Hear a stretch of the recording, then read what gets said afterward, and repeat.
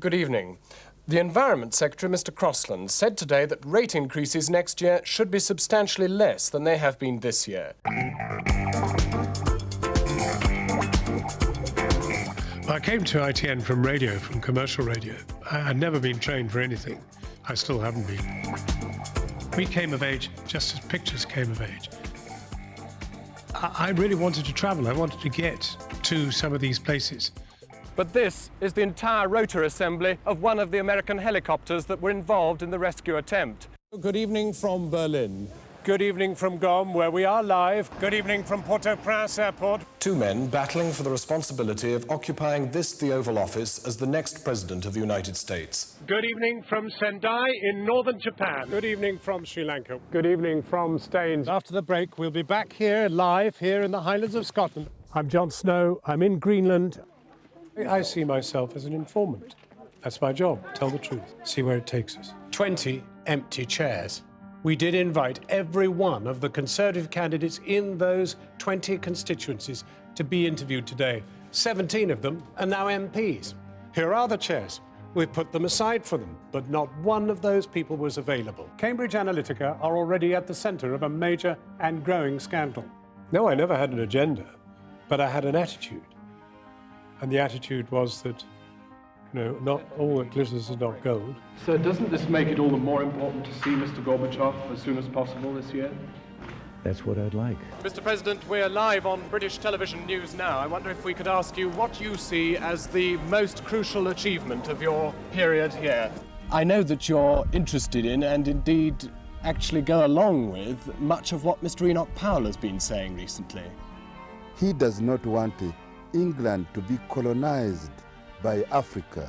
Did we abuse British intelligence? The answer to that question is no. We don't know. The answer to that question is we do not know. And the reason we do not know is that there is obfuscation and diversion, part of which we're seeing right here played out before us. As to how that force should use its power, you wouldn't. You've only got to give a moment's thought to it to know that you wouldn't. So you would veto it? Well, veto it. There wouldn't be no good. There'd be no point. You'd never get agreement on rules of engagement. You take Mazyar Bahari, who worked for Newsweek. He gets thrown into jail. He is beaten up in jail. He's tortured in jail. He has told me that himself. And you have accepted his claims. He is a man I have known for a long time. I trust him. We have worked very hard to, on the one hand, support Israel's defense, on the other hand, to try to draw lines on these settlements. But with respect, it's failed. Now, this is my Freedom Pass. This is my senior rail card. I'm in my 60s. I earn a full salary. I work a 5-day week. Why are you still allowing people like me to have cards like this? Well, because I made a very clear promise. I suppose the happiest memory of all was meeting Mandela very, very soon after he came out of prison. Coming towards us now is Winnie and Nelson Mandela. And it was a wonderful, extraordinary, uplifting experience. He was as good as they said he was. He was, the human that we all know him to have been. So many crimes were committed in the name of apartheid. What should happen to people who committed those crimes? I have been saying throughout, let bygones be bygones.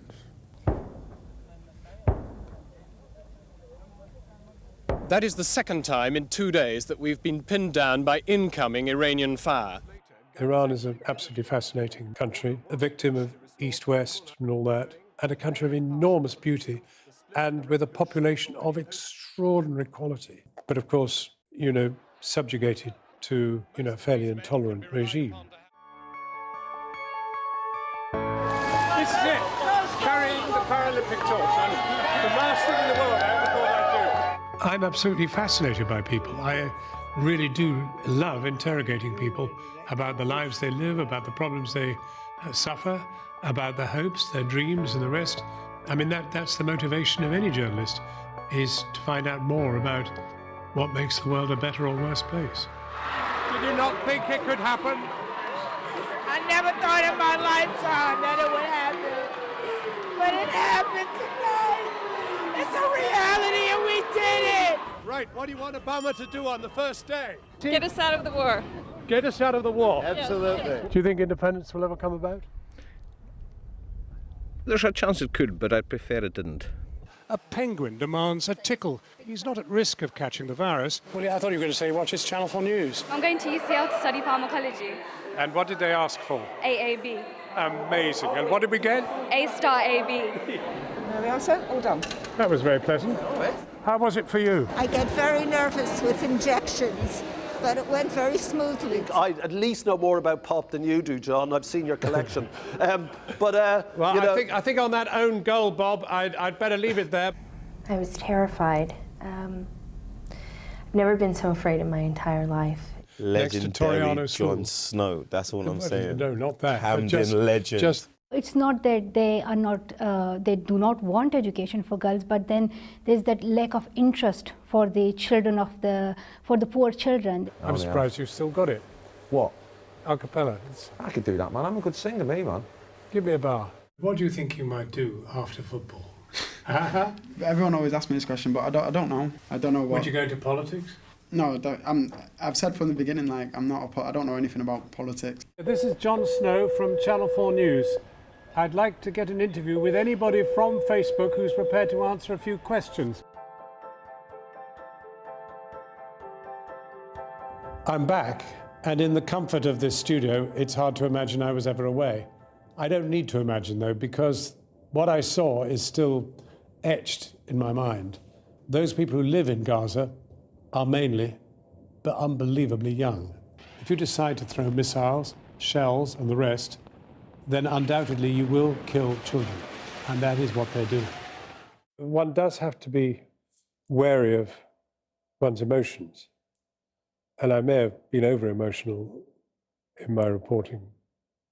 I don't know, but I don't regret it. Good evening from West London. That's it.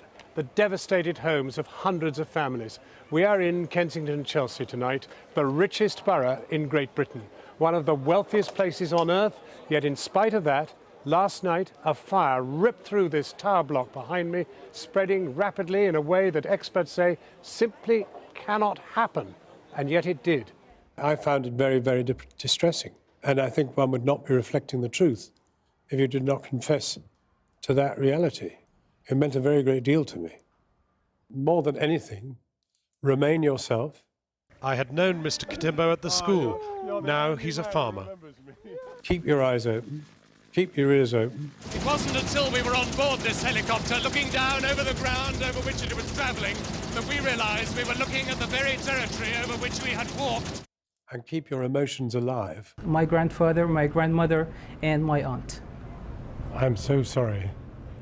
And if you're struck by what you see, you hear, or you feel, explore it.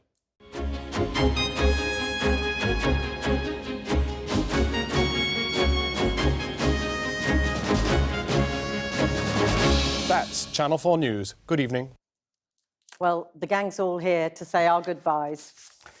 G'day, John from Australia. Look, we all just wanted to say we have learned so much from you over the years, so thank you. We are going to miss you hugely, and it's been a laugh every day and a joy.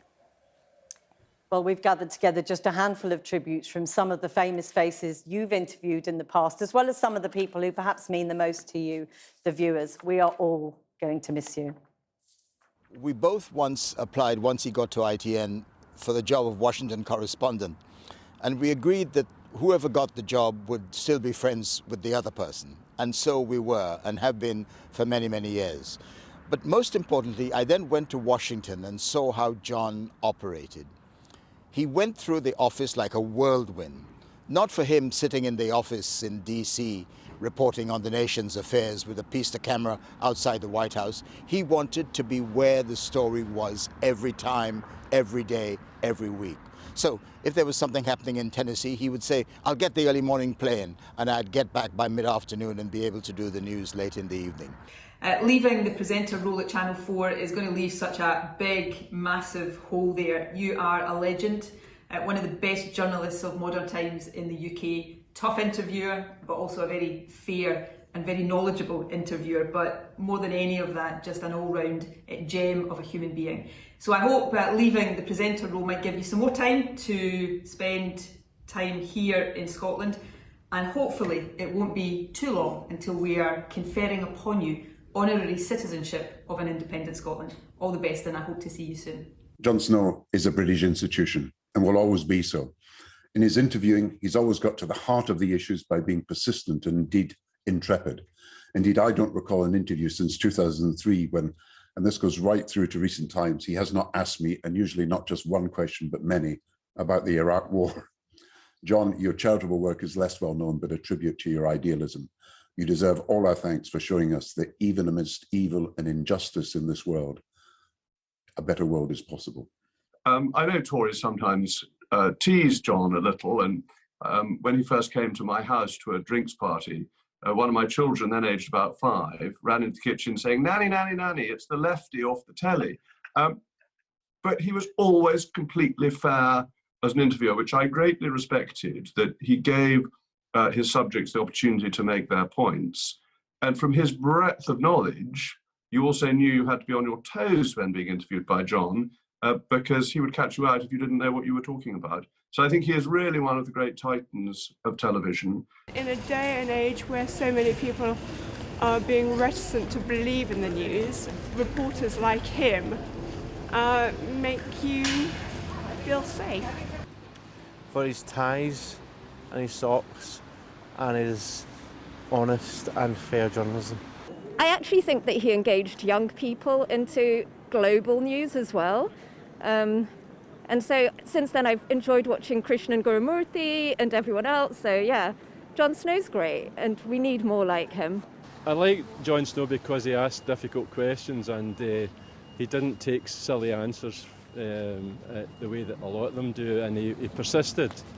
I think he's got a younger outlook, a more diverse and more inclusive outlook than a lot of the younger people. And I think a lot of them could learn a lot from him on television craft in general.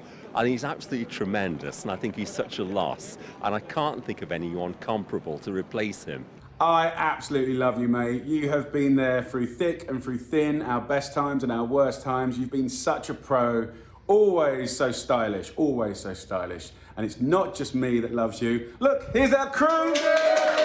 We love you. Jon, it's been an honour and a pleasure to be your editor and for all of your colleagues to work alongside you. You're a giant of a journalist, but you're a very humble man and a very beautiful one as well. We'll miss you and we love you very much. Good luck. Well, it's been an honour and a privilege to stand next to you, and a right laugh, as we used to say at school. Bit over the top. But the last word, of course, is with you today, Jon. Well, it's wonderful and so rewarding after so long at the coalface of news. But in the end, Jackie, I am nothing in this studio without the significant and skilled technical and journalistic teams that night after night ensure that Channel 4 News comes to you. The joy of working here is those teams and their skills, technicians and journalists. And thanks to the far-sighted governments, regulators that have given us an hour of independent news in prime time.